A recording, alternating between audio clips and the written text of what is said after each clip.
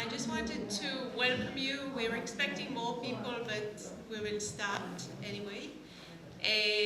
Welcome to LJLA Lamm Jewish Library of Australia event. My name is Naam Carmeli, and I'm Can you speak up, please? And I'm the director of the Lamm Jewish Library. And I wanted to say that it's a very special evening for me because I was asking Dranny for a long time to speak about his father, because I wanted to understand how Dranny and Rolene supported the library and keep working to keep the library alive for day and night, and I'm not joking. They're always available and they're always doing so much for the library.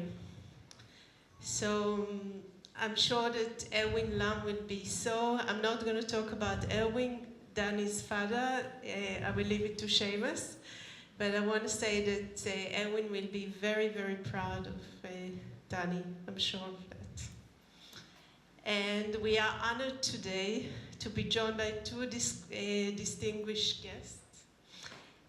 Dr. Seumas Park, who is the co-author of Dunera Lives, the definitive 2 volumes history of the Dunera boys, and the current president of the Dunera Association. And this is one of the volumes. You can have a look after, and you're welcome to come to the library to loan these books and others. And Dr. Erwin Lamm, AM, who is the co-founder of the Lamm Jewish Library, and at the moment the chair, the appeal chair of the library. So, and Dranny did so many things in his life. When he told me, I was quite astonished. So I'm just going to tell you some of them. So from 1992 to 1906, and from 1998 to 23, and from 1926, did I say 19? Okay, 20. He was the president of a Mizrahi organization. From 2002 to 2010, Dranny was the president of the Zionist Council of Victoria, which is Zionist Victoria now. Yes, Dranny? They changed the name. And from 2010 to 2013, he was the president of the can you help me with the... Council of Australian Jury. No, Executive Council of Australia. Jury. And then he was the president of the Zionist Federation of Australia from 2014 to 2018.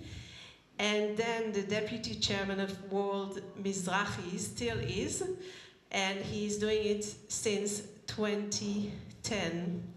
He was the member of the board of governors of Jewish Agency for Israel since 1997, chairman of the Aliyah Department of Jewish Agency from 2012 to 2020, chairman of the Jerusalem Institute for Strategy and Security since 2024. And this is only some of the things that Dranny is doing and was doing in his life. And he doesn't speak about himself much. So I think I think we should all clap to Dranny, because that is very, very impressive. So there were 2 things that I thought about when I read the chapter about Erwin Lamm in this wonderful book. And one of them was that he was from an anti-Zionist family, belonged to the Agudat Israel stream, that believed that you should only establish the state of Israel when the Messiah comes, or when it is clear that there is a divine intervention. So it is interesting that he became a Zionist leader after. And the other thing that I was very shocked to read is that Erwin's mother, father and brother were murdered in Auschwitz just after Chol HaMoed on October 5th in 1944. And of course that date resonates with all of us after the 7th of October 2023. So that was, I don't know, quite shocking for me to think about your how your family history is connected to our history. I'm going to kick off. There are too many microphones. Okay. Normally I just project my voice and it's a much more comfortable experience. I just wanted to say a few things before Seumas takes over. One is that all our events are normally conducted in the library. And I much prefer that because it gives people the opportunity to come through and look at the library. But I've had a sense that its space might be a bit tight. So we're here. And actually I'm comfortable here because I've spoken here so many times in Beth Weizmann. This event isn't taking place because it's something I wanted to do. I was actually a bit surprised that Merav chased me, and as she mentioned, so here I am, and it gave room for thought and reflection, and a lot of reading as well. The earliest person that I recall who came to interview Dad was Ken Inglis, and I was there for that interview in 5 Wooten Grove, where my parents lived from 1953 till Dad passed in 2010 and Mum in 2000. Dad in 2014 and Mum in 2019. Something that'll come up is that in Israel, the Likud government said the Likud home in Australia is my parents' home, because that's where all the visitors came. The next one that I met was Jay Winter, who was just a lovely guy, and then Seumas. So Seumas, want to thank you, and Jay, and the late Ken Inglis for his interest in the whole Dunera project. There are many people here who are Dunera families, the children of, and will probably know a lot more than I will. But in any event, I want to thank you for coming here, and in particular my sister, Gilda, and her husband, Alex, who are sitting in the back row there. So I'm delighted that you're all here, and I'm actually chuffed that there's such a nice and large audience. And that reflected an interest, I think, in the outstanding personality of my late father. So with that little intro, I'm going to hand over to Seumas. Thank you very much, Dranny. I just have a couple of words of introduction as well. We'll then, I'll ask Dranny a series of questions, ask him to tell us about his father and indeed about his life. And at the end, we have a few slides that I will flick through and ask Dranny if he'd like to offer reflections on those slides. Just a couple of small matters. It's lovely to see so many friendly faces here, but I'd like to make particular mention of Edith Unga, who's up the back there, the wonderful Edith, who was married to Dunera.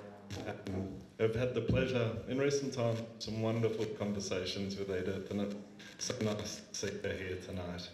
I think Edith is 96 years young and fighting fit. So.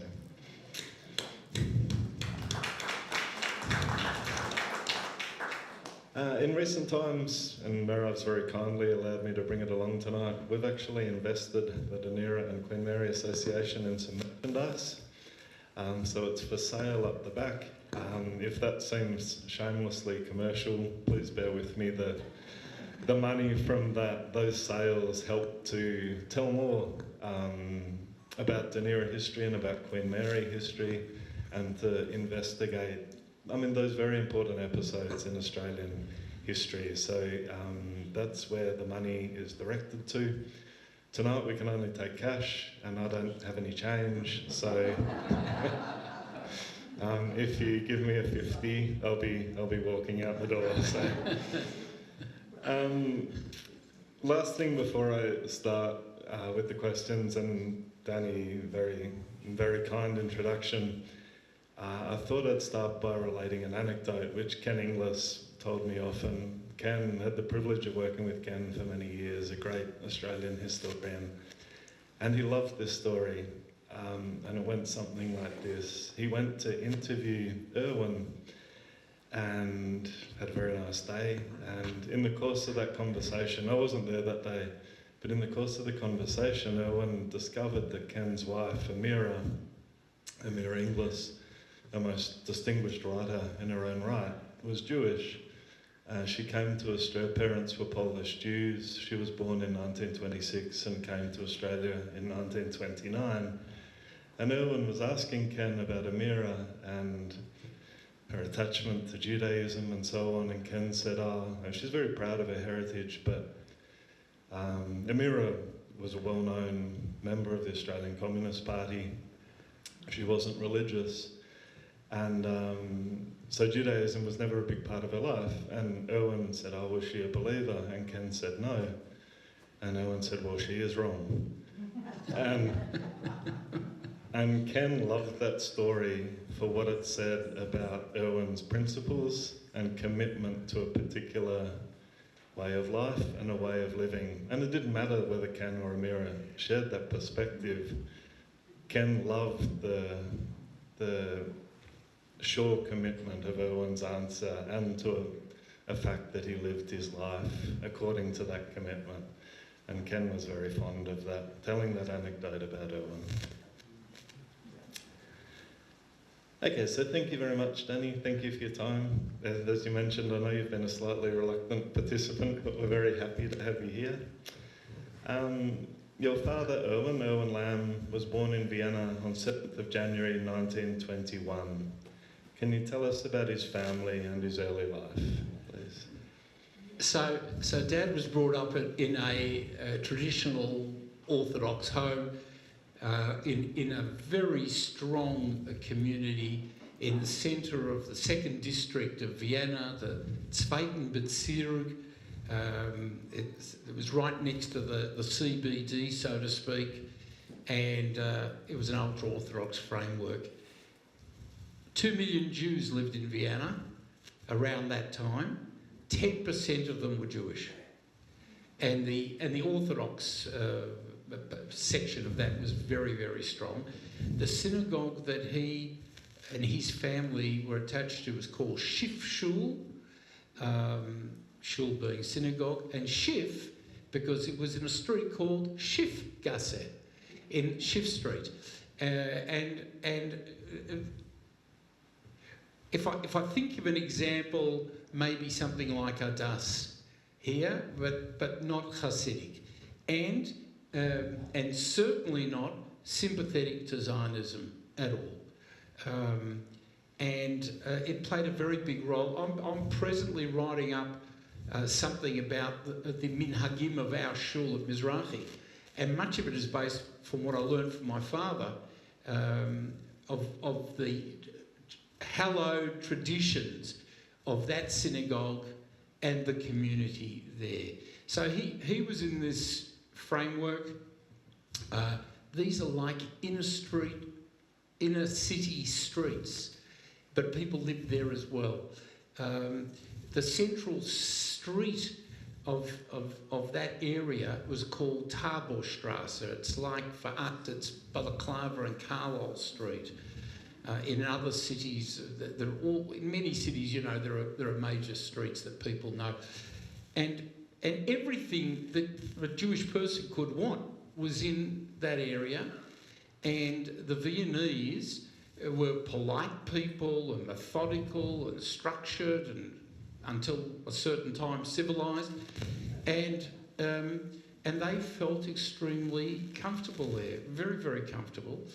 As my father was growing up as a teenager, he didn't go to a Jewish day school because the Jewish day school was run, his father said, by the Zionists.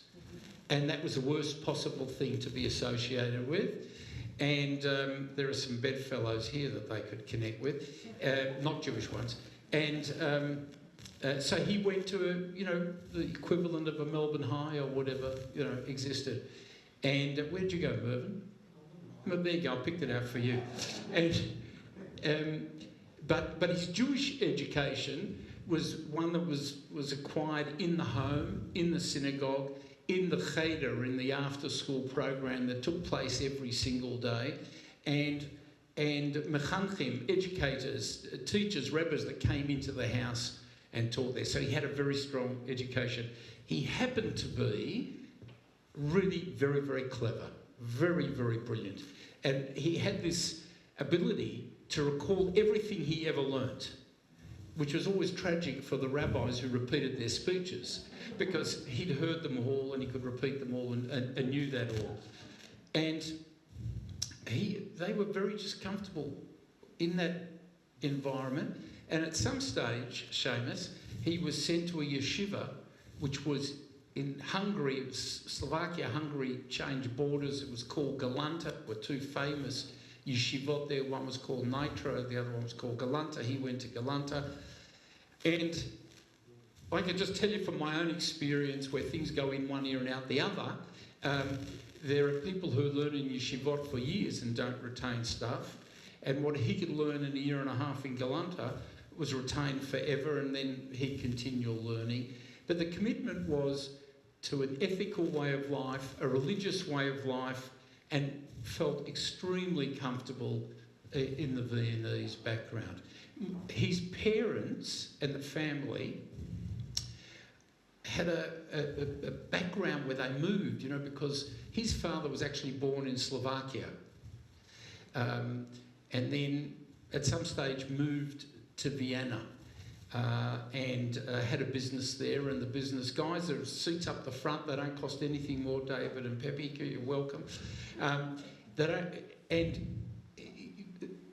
at some stage they moved to Vienna, and they were in the silk industry, and they provided, schmatters, and it was a successful business. And they had a branch in Bratislava. Bratislava was just 45 minutes by train from Vienna, but it was in Slovakia, so they were moving backwards and forwards. But the family background, interestingly enough, they were farmers generations before. They had livestock and stuff like that when they were in Bratislava.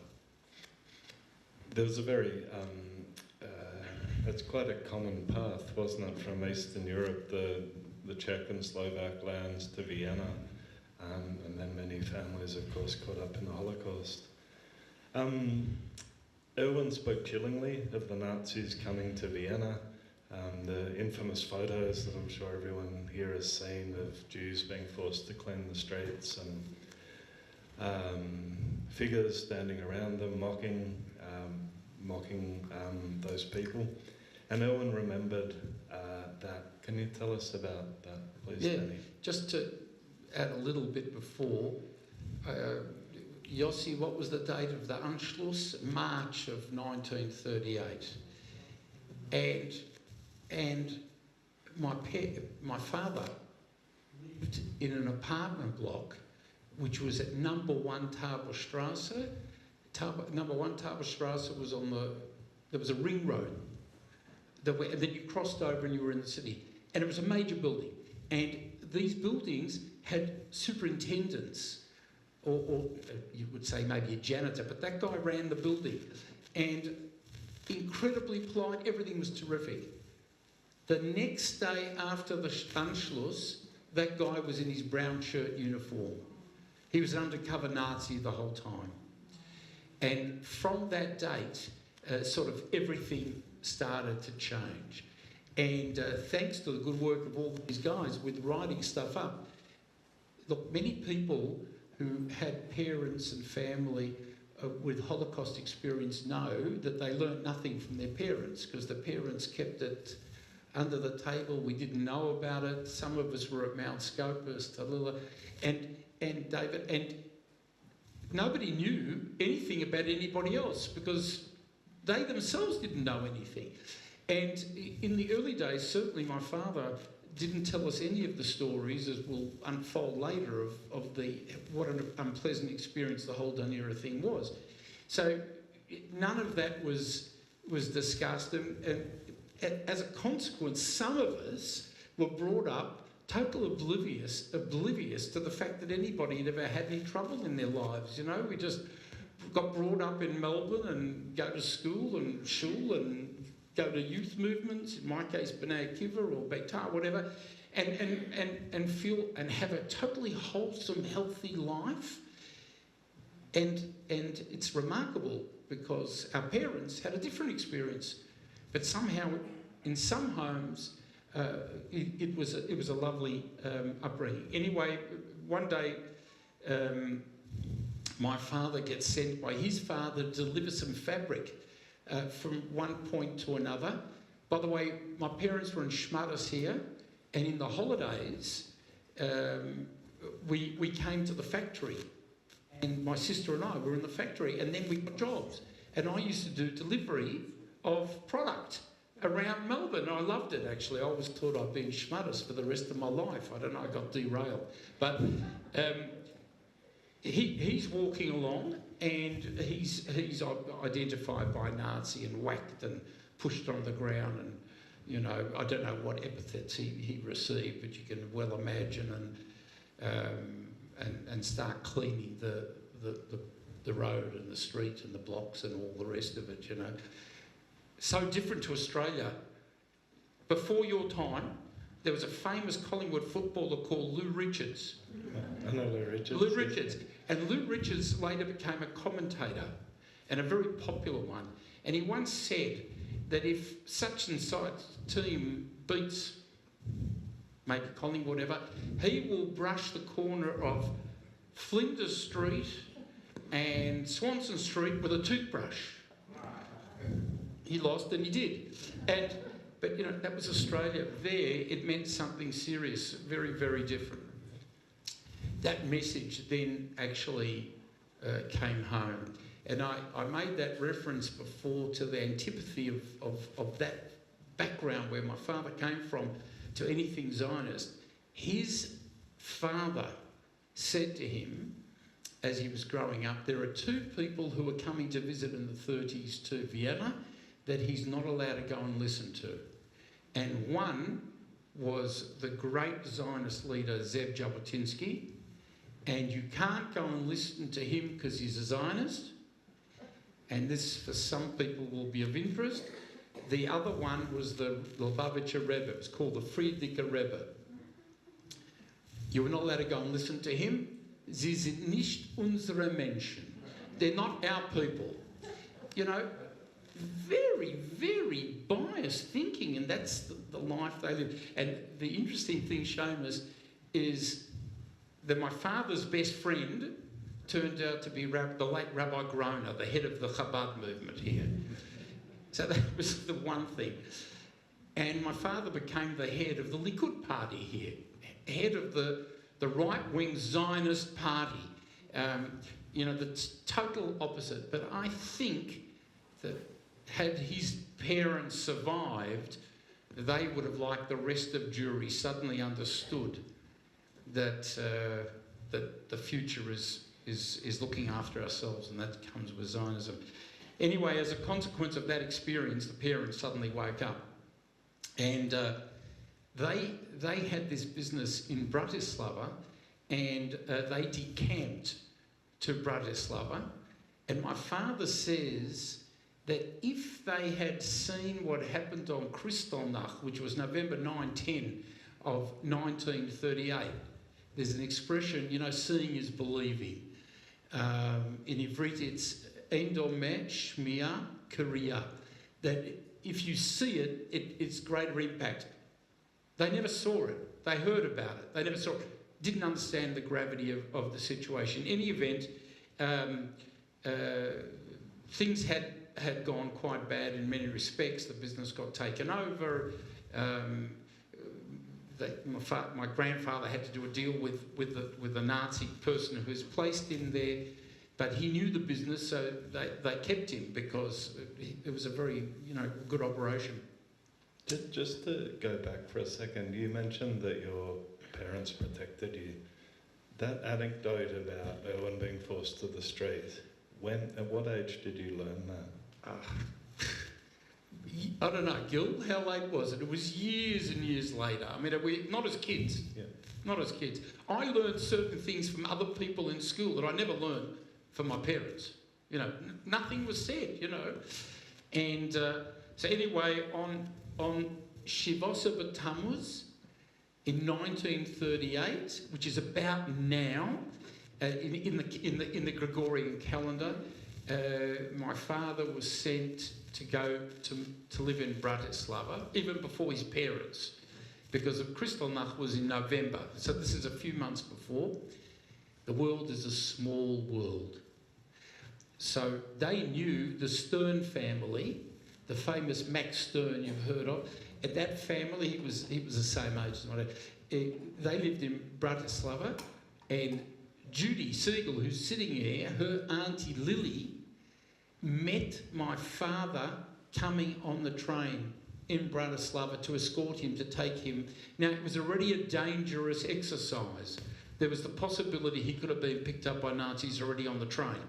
But that didn't happen, and he got through and he remained there, living in Bratislava. They later came, and then they weren't there for Kristallnacht, so they didn't see the terrible destruction that was wrought on businesses and synagogues and schools and Jewish institutions and so on. And it's very interesting because of those 200,000 Jews, I think some 63,000 maybe survived or something like that. They didn't quite get it, and it's very interesting.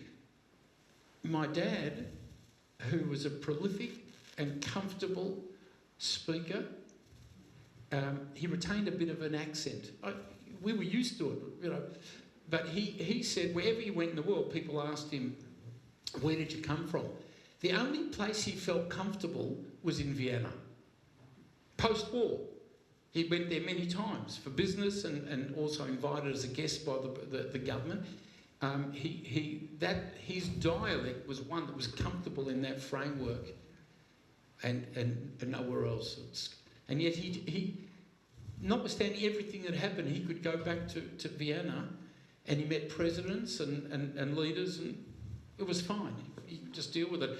And somehow that never entered into our lives in our home. We had a really normal, healthy home, which made me turn out to be maybe the way I am, a little bit enthusiastic or whatever the case may be. That's one of the things over the years that I've been very struck by as someone who is not Jewish, and before I came to this work had very little knowledge of Jewish culture and religion, is the extent to which Jewish parents after the war in Melbourne shielded their children. This sort of act of selfless love and generosity. It's quite extraordinary. The people, of course, what my father went through is a speck compared to what many of the Holocaust survivor families went through at chalk and cheese. And he carried no animosity or enmity or whatever. I only ever saw him get really angry once. We were driving in Africa, and a car pulled up on the other bow to getting petrol, and my father identified that was a contemporarily aged German, and actually got into a very big argument. That was the only time I ever saw him respond to that situation. He, for the rest of it, his focus then became on Jewish life and Zionist life and Israel and productivity. And it was only later in life that we learnt that he suffered terribly from what happened to his parents and to his younger brother. And he carried that with him. And one day he admitted that affected him every night. He didn't sleep properly every night because he had survived because the parents, you know, he was enabled to get out, and they didn't. So the getting out's a very interesting story. There was a very famous rabbi in the United Kingdom called Rabbi Schonfeld, and he took it upon himself to try and convince the government, the United Kingdom, to allow a number of people to come in. He got over thousands, and they were, in the main, they were all Orthodox. They were what's called Clay Kodesh, people who had rabbinical or synagogal or communal leadership type positions. They might have been shochtim. Tal, is that how your dad got out? No. And rabbis and others, and he was in that group, and that's how he got to the United Kingdom. And Kristallnacht was the prompt for him to leave. The Kristallnacht was the prompt for the family to sort of wake up, you know, this is, you know, even though they didn't see it, and not enough for his parents to choose to leave, and not enough for his uncle and his brother Herbert and Eric. They didn't leave, you know, they all stayed. All these families stayed. But anyway, he got out, and in December of 1938. I mean, there was a point later where nobody could get out, and he flew out. He was not on the kinder transport. It wasn't a train thing. He flew out and arrived in the UK, and he, in your books, it describes how lonely he felt. He never actually told us that, but he had an older auntie who had moved there and lived at N16. Stamford Hill was the Orthodox section, and he knew he had an auntie there, so he wasn't a big challenge, and came there. It's just interesting. It's a slight anecdote. It's a digression. His mother had siblings. The name was Figdor. Figdor, so the Ronnie Figdor is sort of a distant family. Yep. Anyway, earlier on, one of the women, these Figdor women, caught the eye of one of the Kaiser Franz Josef's family. Catching the eye of one of those people means you could suddenly become part of that family, which wouldn't fit into the Orthodox lifestyle. They spirited her out, and she came to the UK. She was in London, so that's how that happened. There's something you've mentioned. So Erwin's parents' names were Emmanuel and Gisela, and his brother Felix, born in 1929, so about 8 years younger than Erwin. They were all murdered in Auschwitz in 1944. When did Erwin learn about that, discover that tragedy? Much later. And he got a letter saying that I think came from Herbert, from his older brother, saying we think they're safe, that they survived. And it was misinformation that Herbert had got. And, you know, when this Auschwitz tragedy happened, Jews from all over Europe and North Africa were sent there. And one of the people who was in that camp, his name was Abramovich, he later became a benefactor of Mizrahi, said he saw my grandparents being taken the night before they died. He saw that actually happen. So now we had direct corroboration. He told my dad. They only discovered afterwards, but during the rest of the time there was nothing. There was just absence of anything. And my grandparents on the paternal side, my dad's parents, were living underground, mainly in and around Bratislava. And there were a lot of people that helped them, and friends and so on, but they had to be shrewd and clever. And some of the people, Herbert, my father's older brother by 7 years, just to show you how confusing the situation was, he was a strong physical man, and he got called up by the SS to come and serve. He had a good German name, Herbert Lamm. Lamm means lamb, and Herbert is a German name. My father's name was Erwin. You know, today many Jewish people use their Hebrew names, you know, but at that stage everybody had two names. They had a Hebrew name, a Jewish name, and a local name. And so Herbert got called up, and the moment he got called up, he left that location, because eventually they'd come and say, well, you're 21, you're strong, you're fit, why aren't you, serving? He had a wife and a child. He was actually 1914, so we're talking 1941. He was 27 or whatever. He already had a kid, George, who now lives in Israel. And they lived underground, and they moved from place to place. Judy's father, Max Stern, was one of those people who was active in that way, and they helped each other, and they moved around and so on. In our library, in the Lamb Library, we've got You Write Your Own Story, and one of them is Max's. Two of them are Max's stories. People wrote about their experiences. Herbert got caught at one stage. He fought off the Nazis that tried to trap him. He fought them off and ran away and got away. Erica got caught once, and Erica, my auntie, was a very attractive, gregarious, extrovert lady, and so the Nazis took her to the Slovak police, and she had conversations. She went out the back door. She escaped.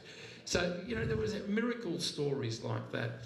My father came to the United Kingdom. He lived in Stanford Hill.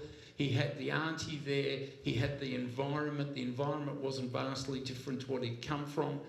And he needed to earn money, although his parents were sending him the money because the business kept going. And they weren't impoverished. They were comfortable.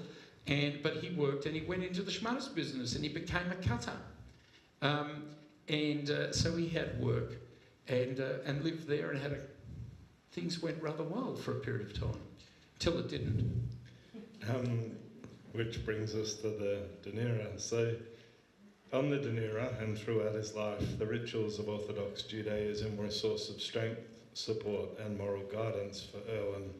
And to paraphrase Joe Winter, Erwin lived his faith. Can you expand on that for us, Danny? That's our family background, thoroughly invested in Judaism. So my father could as I said, my father had a great brain and learnt a lot, and was very engaged in Jewish learning and scholarship. And there were great rabbis there in where he'd come from and where he was and where he would later be. And so he just kept learning the whole time. And so he could lead the prayers, and he could read from the Torah, and he could do all the things that were necessary and just be part of it. And he was totally, as many of us are, we're just totally involved in our Judaism. Many of us are Orthodox, but others are not, and they're still invested in their Judaism in different ways. So he remained involved in that all the way. And just to give you an illustration, I want to go back a little bit to how stupid he believed the British were. But on the day that he was taken to the ports to go on that Dunera ship, there were members of the Jewish community who were going around saying goodbye. It wasn't such a tight security situation, and there was a guy handing out decks of cards, and my father saw it, and it didn't interest him for one iota. And by the way, I've never played a game of cards in my life either, but he also saw that somebody was handing out Psalms, Tehillim. He said, if you could rather get me some Tehillim, the book of Psalms, P-S-A-L-M-S, I'd rather have that. That was just an indication. That was a commitment to our Jewish heritage and so on. And anyway, the background that many people know is that with the falling of the what's it called, the Maginot Line of in France, which was formerly believed to be impregnable. The Nazis just went round, you know, don't have to go through the front door, and they did the Blitzkrieg and they took everything over, and the British suddenly got terribly scared. How could that happen? It must have happened because there was a fifth column that was there, and I'm repeating to you the things that I learned from my father afterwards, not when we were younger. And they decided then, and they looked around, and there were apparently some 70,000 enemy, what they called enemy aliens, people of German, Austrian, Italian background, all the enemy, and they decided to incarcerate them. It was Churchill who actually did that. Churchill afterwards recanted, but he did it. And my father, being an enemy alien, an alien all the time, had to report to the police once a week, the whole time, from the beginning, which was perfectly comfortable, you know, go in there. And in that period, he goes in there, oh, we've captured another one. They captured him, came in to sign, you know, they captured him. And they got incarcerated and so on. And in your Dunera lives there, and in other books, it says the people didn't know. He knew he was going to Australia. He knew that ship. So some people knew. And he didn't care again because he had a sister living in Melbourne. So he thought, that's okay, come to Australia. And so he was a man who was just an optimist, constantly. And I'll come into that a little bit later to tell you about some of his political attitudes. So they get incarcerated, they collect them on some race course or something, and eventually they put them on the ship on the Dunera. I don't know if all the people here who, with the Dunera background, know some of the stories, stuff that I heard later. Can we jump to that? Interested in that? Of course. Okay, so when the Royal Navy took this carrier ship and decided they're going to put all the people there and send them out. And I've read figures of 2,700 and 3,000, so I'm not sure what the accurate number is. About, including the fascists, about 2,500. Right. So they put them on, but they didn't have a crew. And the way I understand it, they went to the prisons and they released crooks and offered them release from the prisons if they would serve as crew on the boats. And that then explains to a large extent, at least my father's understanding, why they turned out to be such rotten eggs. You know, they behaved very badly and treated them very badly, and they stole from them and did everything. It's because they were the schmutters, the zevel, the schmutz of the UK, and they suddenly got uniforms and given guns. There were obviously some crew, but it was a bit of a challenge because the UK was surrounded by U-boats. It was a challenge to send boats out of there. This is not in your book, but this is a story that I've heard, which is something that you referred to there, which is that they're on the boat and they come with their suitcases, and the suitcases are stored somewhere, and all the incarcerated people are below decks, and these crew then started going through the suitcases to pilfer stuff. The guards. I'm misusing the word, Leon. Guards. The criminal guards, and sometimes they just threw the suitcases over. They didn't need them anymore, right?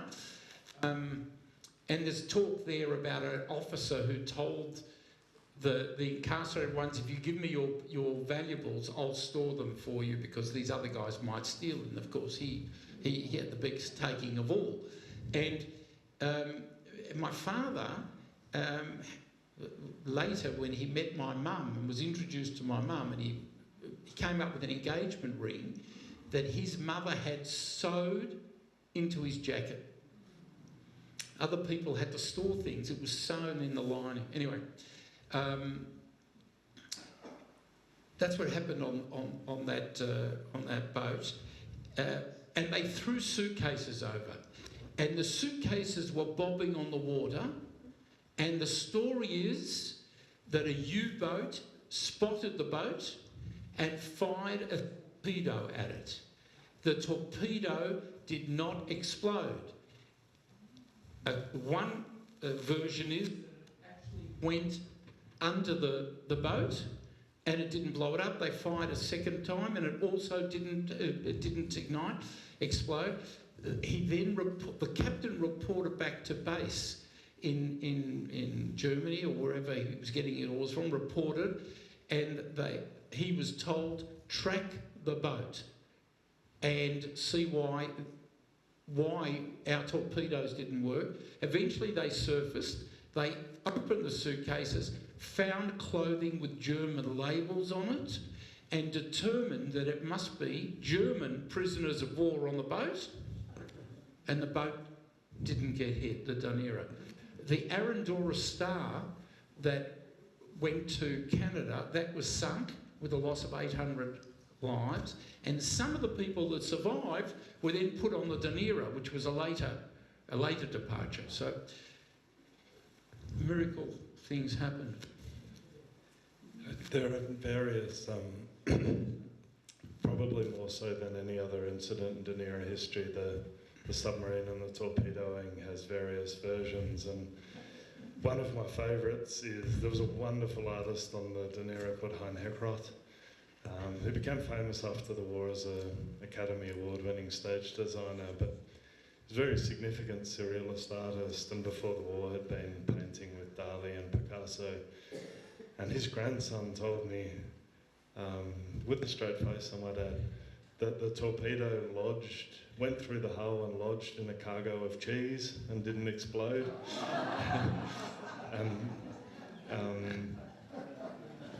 That's my favourite. It's a good story, but they didn't have any cheese. and ultimately, some cheese did come on board when they passed Fremantle.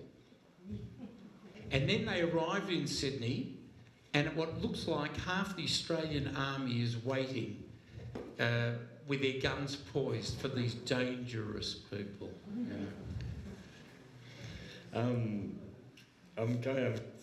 I just want to say one other thing. My father never complained about what happened on the boat.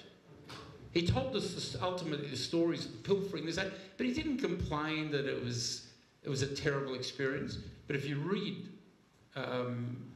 reports that people put in, and there's a very nice book, I left it in the car, a Dunera workbook, you've probably seen it, and in there are these first-hand reports, and they describe the terrible conditions on the boat,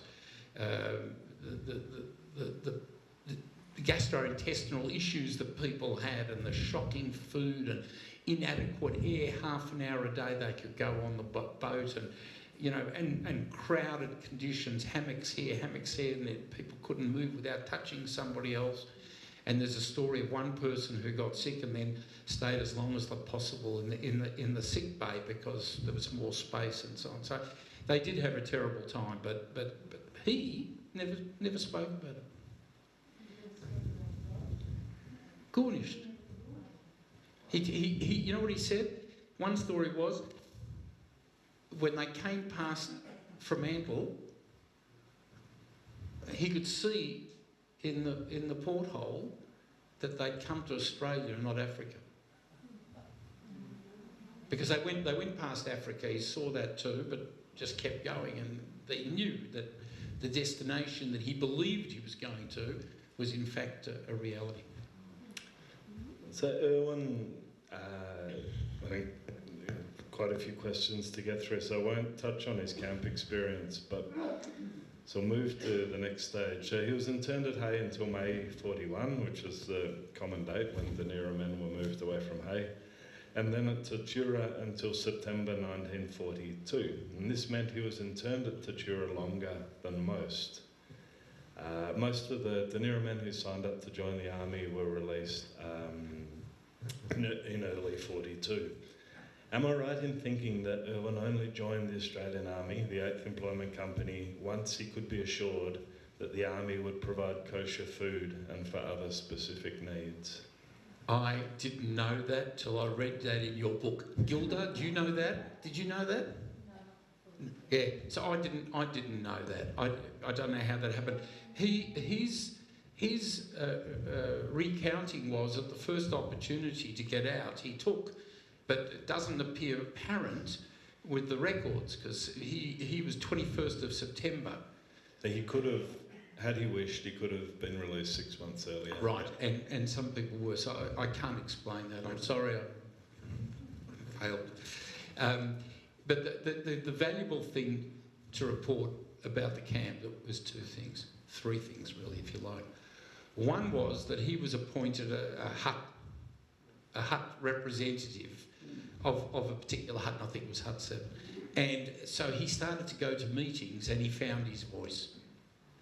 And that remained with him for the rest of his life. So he learnt to speak in that framework, because they had a sort of a democracy, you know, where they all raised issues and discussed things. So that was the one very important thing. The second very important thing for him was they set up yeshivot in those camps.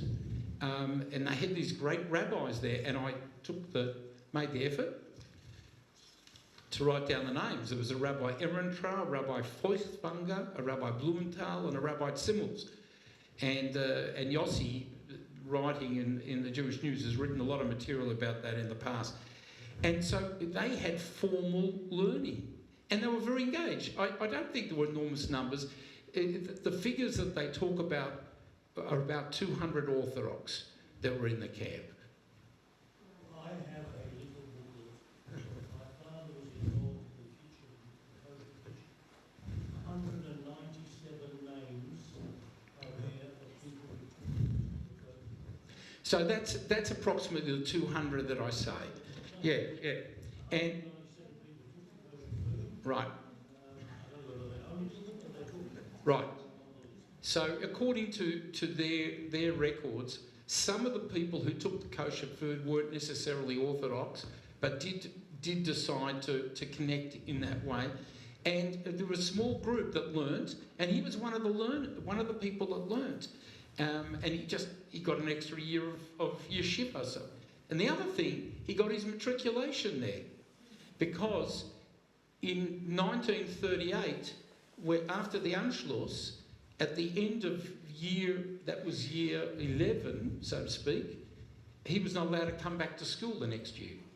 Anyway, he left it and so on, but he got his matriculation in that camp, which was, you know, obviously a fantastic thing. When he got out.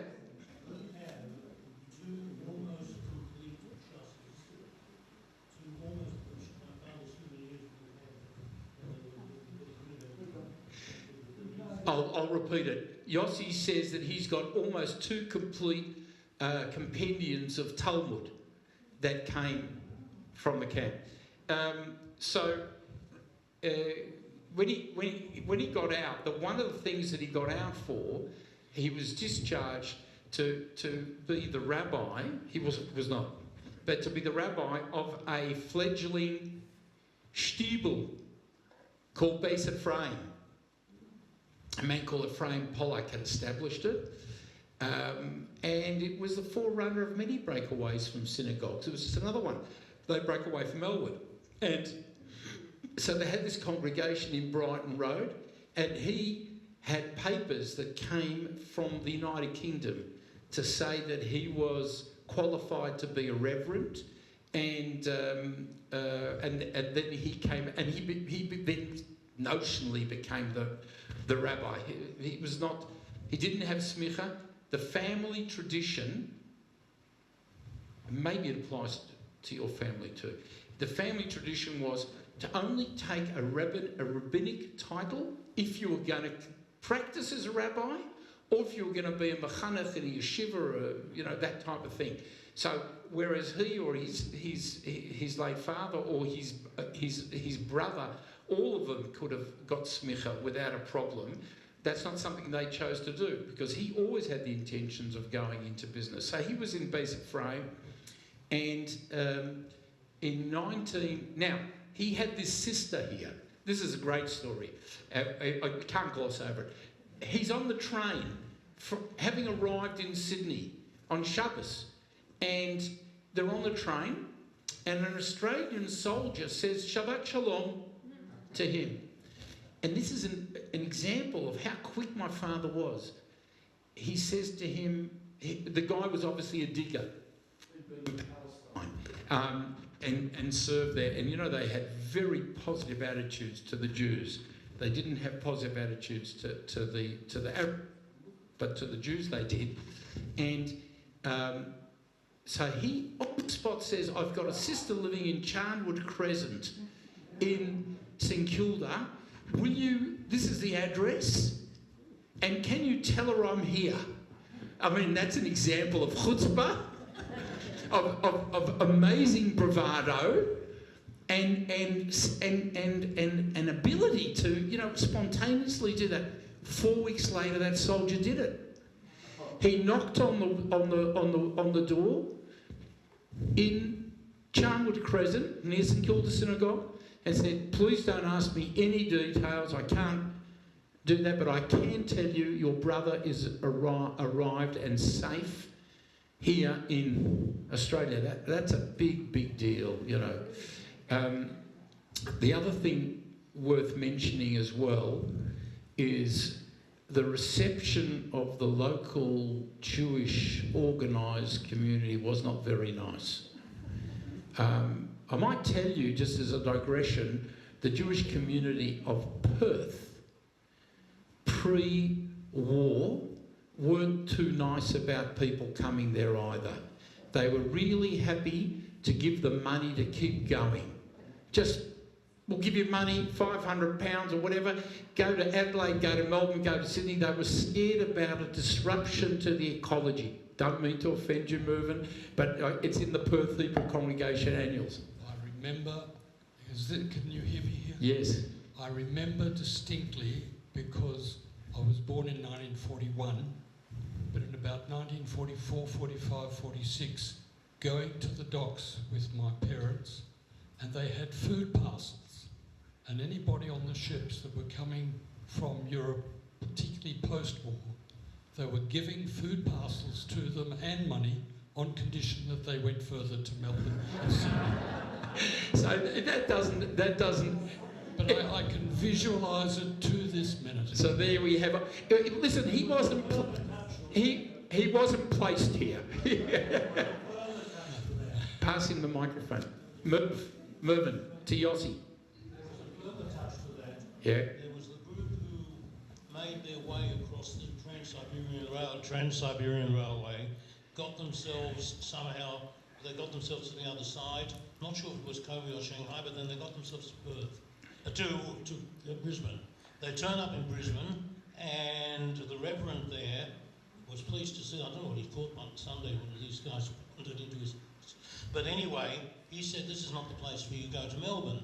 When they came to Melbourne, Francis Bachman and co. made a reception for these people who had escaped, but to notice that they didn't eat, they decided they were too frum and gave them tickets to go, at that stage the Pacific War hadn't begun yet, and gave them tickets to go to the States.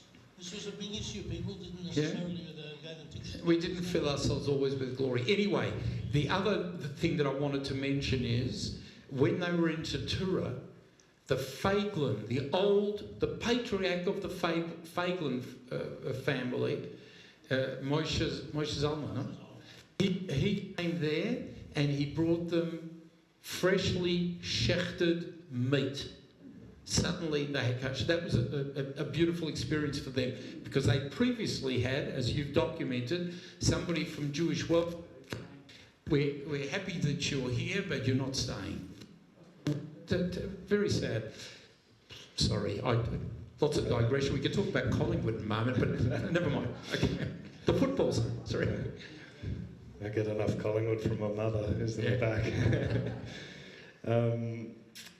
So before I move on to your father meeting your mother and post-war life... no, that was in 43. Yep. 43.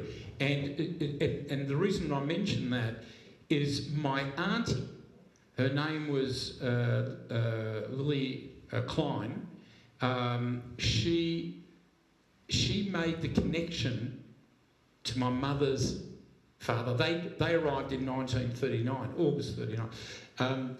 She made the connection with the Stock family, and the Lambs and the Stocks came from the same street in Vienna, and my father didn't know my mother because boys didn't know girls, and were introduced, and they got married in 1946. So just to go back, so two of Erwin's siblings, Herbert and Emmy, survived the war. Can you tell us about, I mean, you mentioned Herbert earlier, but can you tell us more about them and their survival? Look, Herbert was, they were smart.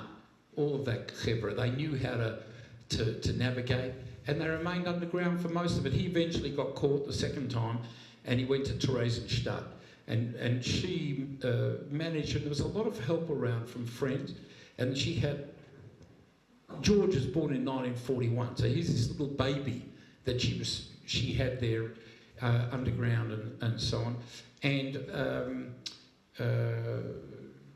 they came out in 40s. He then survived Theresienstadt, and they carried on, and he came in 1947. And you know, unlike the previous story, the people like we're talking about all supported each other, and they were sending them the opportunities to get visas and money and help and all sorts of things. So one after the other, and as soon as the one came, he started bringing the next one, and so there were a lot of families, and there were a lot of families who would come to me and say, your father, your uncle, your grandfather, you know, brought us out and saved us. And I might just digress just for another little story. There was a man called Korbel, not the Jewish Korbels. There was a Korbel, a guy who in Bratislava managed to save a lot of people. And eventually, he also got caught out, but he survived. And when he came to Australia, my grandfather, so on the maternal side, provided him with a house in Mirabinish, and until they were on their feet. A non-Jewish person who currently is going through the righteous Gentile thing for Yad Vashem. So people did support each other. Anyway, that was the story of them. My auntie from 1939, she and her, I just want to tell you how bigoted some of the people were, our people. So in 1939, my auntie and her husband go to her parents, my grandparents, and say, we think we should leave, we want to go to Australia, and they said to them, go. His parents, who were also in that ultra-Orthodox community, said, how could you possibly agree to send our children to Australia, which is Ek Welt? It's the end of the world. They'll get lost. What about their Jewish life, you know? And never spoke to my grandparents again. You know, that was... Anyway, they were very comfortable. They looked after my dad when he eventually got discharged in 44. And and then he started working and, you know, all this sort of stuff. So you mentioned your mother's family, the Stock family. Where did your father and mother meet? They were introduced on a Sunday afternoon at probably either the Stocks place or the Kleins.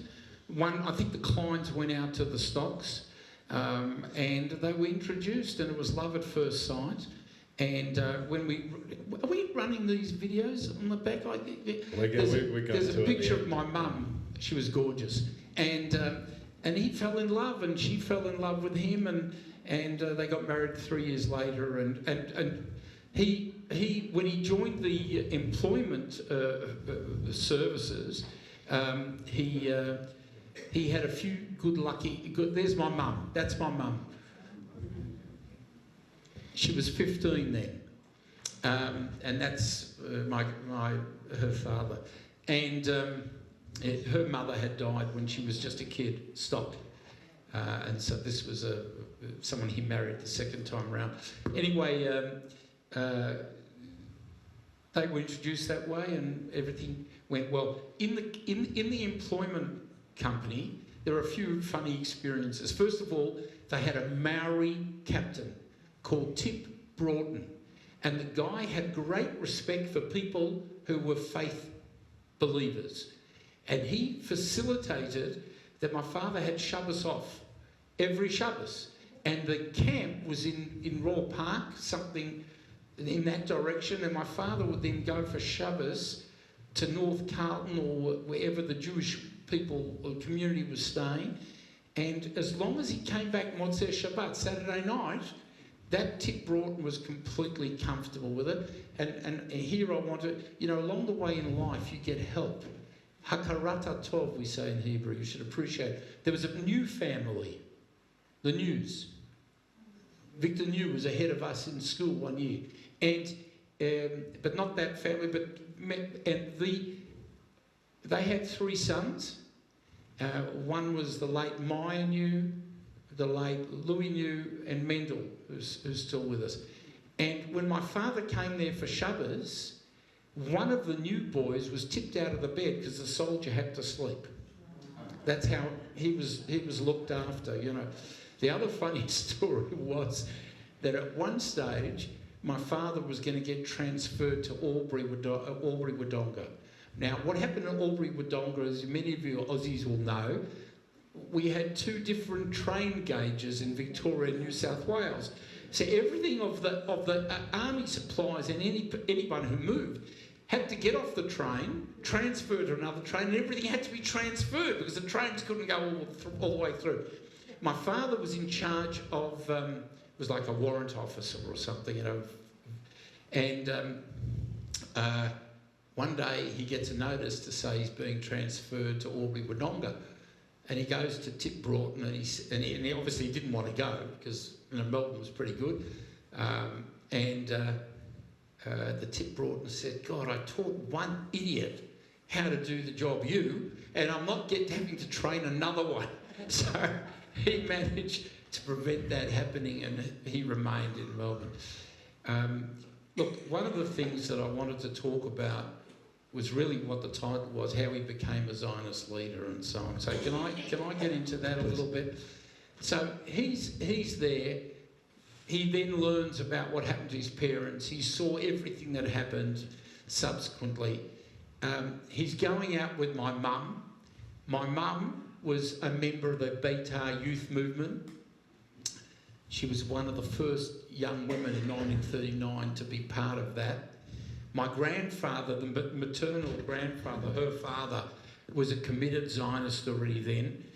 He'd been involved in helping the second Aliyah in Europe, and very ideologically involved with Jabotinsky. Jabotinsky was the one who said, liquidate the diaspora will liquidate you. He gave the messages very early that people had to learn how to fight and so on. By the way, when I was at school, all I wanted to do was play football and basketball, and all my father said the only thing you need to do is how to fight. That's what he learned from his whole experience. So my father moved into this family who were avowedly Zionist, and he became a Zionist, and he then became part of this movement of supporting of Israel, and this is pre-48. Now, the major parties that were fighting in Israel, there was the Haganah, there was the Irgun, and there was the breakaway, the Lehi. 30 years after the war, when the classified papers of the government were released, we found out that Mr. Zygmunt Stock and Mr. Erwin Lamm were being monitored for 30 years because they believed they were gun running to the Irgun. And it wasn't the case, but they believed that. But what they were doing is they were raising funds. That was the case. So he became, and my grandfather became involved in Zionist leadership very early in the piece. He brought my dad in, and my dad, who was now a very confident speaker and so on, became involved in all the various movements. And so he was involved in the Jewish Community Council of Victoria, which was called then the Board of Deputies, at the time when everybody can recognise Menachem Begin up there, Mum and Dad, and Erica. I'm going to move out the way. You don't want to miss these photos. So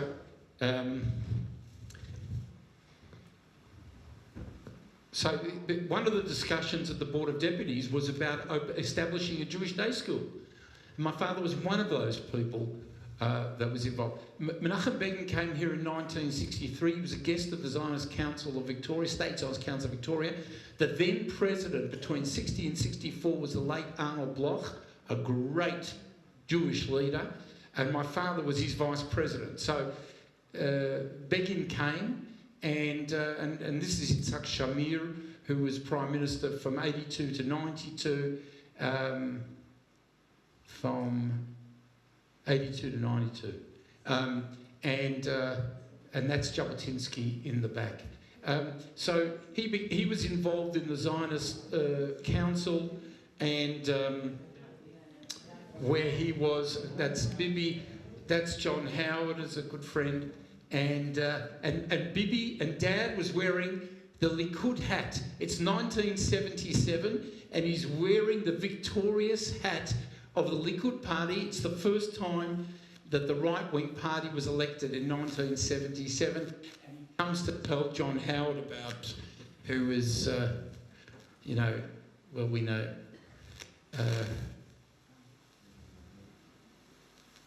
And that's that. On the right is Shimshon Kamal, Robert Zablud, that's Don Chip.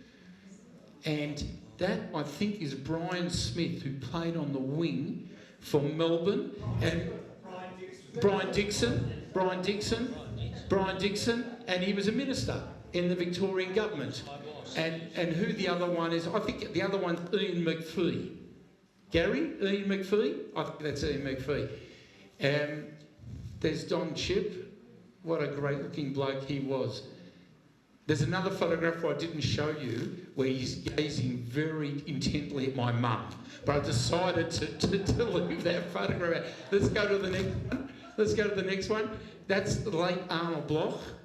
And that's my father in a typical role, speaking and so on. So he was involved in the Zionist Federation, and he had a very strong ideological base, and he stuck to his guns under all circumstances. One of the portfolios that he held for a long time was the portfolio for tourism, and he was promoting people to go to Israel and hosting events with travel agents and pushing Israel as much as he possibly could. He was the head of the Likud movement in Australia for many years, and look, people change. Ehud Olmert has changed, but when Ehud Olmert was younger, he was coming to my parents' house, and obviously the connection with all the others. Look, I think we've gone on for quite a long time. Is there anything else that you feel? I think just ask one maybe final question to finish on, which you've already touched on, but is it fair to say that your parents shaped your own politics and pursuits? Oh, absolutely. I was brought up in a home where politics was discussed at every meal. And my father had this confidence to engage with anybody. So he engaged with all prime ministers, you know, first names of Malcolm Fraser. I mean, I don't know what use he was, Malcolm Fraser, but, you know, and so on. So I'll give you an example of my father's engagement. In 1972, Gough Whitlam won the election. And there were there were only two people running that government, him and Lance Barnard. For 100 days, there were no ministerial appointments. So my father wanted to have an influence. He wasn't going to achieve anything with Gough Whitlam, so he invited Lance Barnard to come for dinner. So Lance Barnard is in Wootton Grove for dinner, and my father is very eloquently presenting the case for Israel and so on. That was the extent of it. So he would speak to people on the Labor side, the Liberal side. Well, I mean, obviously we were strong Liberals. He was in the Liberal Council and all the rest of it. So we had that, and of course we had the Jewish stuff. So Menachem Begin was in our house, and he brought me a book, the book of his famous book, The Revolt. And the book describes his background, the development of Beitar, the development of the Irgun, the underground, the handing over of the Irgun to become part of the IDF, the story of the Altaland, all this sort of stuff. And he brings me the book, and it says, Le Menachem mi Menachem. To Menachem from Menachem, because my Hebrew name is Menachem. In 1968, when I spent a bit of time in yeshiva, I'm walking down Dizengoff, and Menachem Begin is sitting in Cafe Roval with his secretary Yechiel Kadishai, and he sees me, he recognises me, he waves me in, you'll like this, and he invites me to have dinner with them. So we had these political connections and across Israeli politics and so on. So just in finishing off, if you want, in we've got the World Zionist Congress is coming up. And from July 1 to July 27, people in the community will be able to vote. You have to go online, put in your name and your details, etc., not your bank account, and pay $5. That's it, and you can exercise your vote. And there'll be a range of parties and so on. One of them will be the Mizrahi Party. I'll be the head of that. Please vote for me. Okay, fine. In 1972, they had these elections because the Congress has been going since 1897. Initially, it was every year, then 2 years, then 4, and so on. In 1972, very strong election, and my grandfather was elected. Sigmund Stock, my father, Erwin Lamm, Mark Liebler, Ron Finkel, a young upstart, as a student, post-student, we already graduated, but, it was a bit unusual, but people ran campaigns. We're in Binyanei Ha'umah, the main building that all these communal stuff happens, which, by the way, is owned by the WZO. Together with the Jewish Agency. And Ron Finkel is speaking. And on behalf of WUJS, the World Union of Jewish Students. And Ron's a lefty. He's my friend, but he's a lefty. Hasn't changed. And so he's up there speaking, and I see a Likud guy, a Frenchie. And the Frenchies a little bit, they're a bit charif, they're a bit sharp. And I see he's going to come, and I can see he's going to hit him. I'm sitting in the front row because I'm there too. I'm not a delegate, but I was the head of the student movement, so I was there too. I'm sitting in the front row with my father and grandfather. I jump on the stage, and I had karate background, and I blocked the punch. On the front pages of the Jerusalem Post and everything, there's just an arm. When we were in school with my friend Abi over here, in year 8, he set up an organisation called Ha'egrof, the fist. So there is my fist blocking this guy Jacques' punch at Ron, and Ron just keeps talking. So the answer is, it formed everything. So that's how I ended up coming the head of the Zionist Council, head of the Federation, head of the ECAJ, and part of Likud and part of Mizrahi and so on. And I'd like to say it funds my existence, but it doesn't. It's not like that. All that happens is I pay. But it's been wonderful, and it's been great to be involved with the community. I just want to toss in one other final thing. They were in Schmudders, the family, and in the clothing business. The most financially rewarding years were during the war. They made pots, and then it kept going, and my father and my mother, and my auntie and my uncle and my grandfather, everybody was in the business. And Gilda and I were there during the holidays, and my father, the rabbi, is a fashion judge at the Melbourne Cup. Because Hit Parader was a big label, and in 1967, when Red Handed won the Melbourne Cup, and it's the only time I ever put a bet down. I won $2.50, and I went with Dad, and it was, of course, a fantastic experience. And as an Orthodox Jew, going to the Melbourne Cup, you're wearing your suit, because everybody wore suits, and you're wearing a hat. Bob's your uncle. It was a piece of cake. So anyway, that gives you a sense. Dad was clever, he was smart, he was urbane. And if I can just finish off with something, this is written by Mark Liebler, who I normally don't quote. But Dad won an award called, I'm grateful for my sister, because Gilda and Alex had all this material, so they dropped it over. He's been invited to give the speech of honour to Dad. Madam Chairperson, ladies and gentlemen, it's my pleasure to present this award to someone who is very deserving of receiving it. He's a person who has always, as long as I can remember, and no doubt well beyond that, been a prominent and respected member of the Zionist movement, and I refer to Erwin Lamm. Erwin Lamm's principal contributions to the Zionist movement have been in the areas that we well know of tourism and public relations. But he is very much an all-rounder, and he has input in all areas, including Zionist education, in which the Zionist movement has been involved over a period of, in his case, many decades. He's one of the most articulate spokesmen for the Zionist movement, and it doesn't matter where he is, whether it is in this forum here or whether it's in the Board of Deputies. One of the wonderful things about Erwin Lamm is his gifted sense of humour, which I might say has been used with devastating impact on the opponents of Zionism.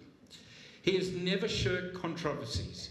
He'll always put a point of view, no matter how unpopular that point of view, and he'll fight for it right till the end. Often we talk about the lack of political parties and lack of ideology in the Zionist movement today. Well, of course, Erwin Lamm is living proof of the fact that that isn't the case.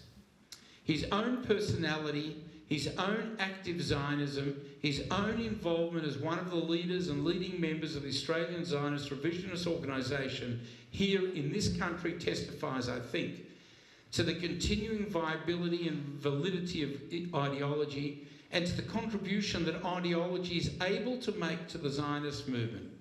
It provides, shall I say, our life and our framework.